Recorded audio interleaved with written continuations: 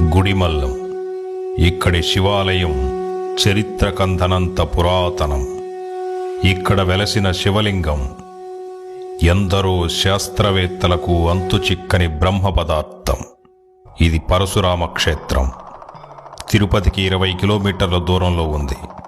ఇక్కడ వెలసినటువంటి శివలింగం ప్రపంచంలో మరి ఏ శివాలయాలలోనూ లేని విధంగా మానవ లింగాకారంలో ఉంటుంది.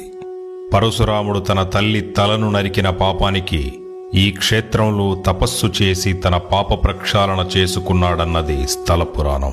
ఈ శివలింగం ప్రత్యేకత ఏమిటంటే, ఎంతో మంది శాస్త్రవేత్తలు, ఆర్కియాలజీ డిపార్ట్మెంట్ వాళ్ళు ఎన్నో పరిశోధనలు చేసి చివరకు ఈ శివలింగం తయారు కాబడిన శిల ఏదైతే ఉందో అది ఈ భూప్రపంచానికి సంబంధించింది కాదు అని నిర్ధారించారు.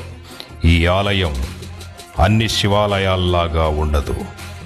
దీని నిర్మాణమే చాలా ప్రత్యేకమైన శైలిలో ఉంటుంది.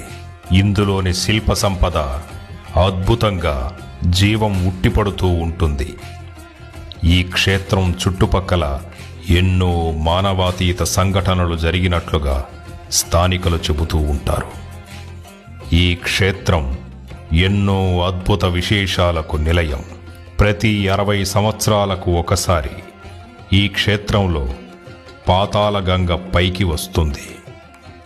ఆ గంగ ఎక్కడి నుంచి వస్తుందో, మళ్ళీ ఎక్కడికి వెళుతుందో ఇంతవరకు ఏ శాస్త్రవేత్త కూడా చెప్పలేకపోతున్నారు.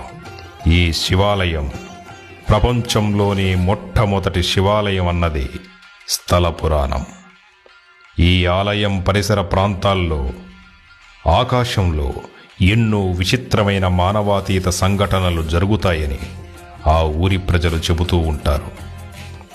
తిరుపతి చుట్టుపక్కల ఉన్నవాళ్ళు లేదా తిరుపతికి వచ్చేవాళ్ళు తప్పకుండా ఈ అద్భుతమైన క్షేత్రాన్ని దర్శించుకోవడానికి ప్రయత్నించండి.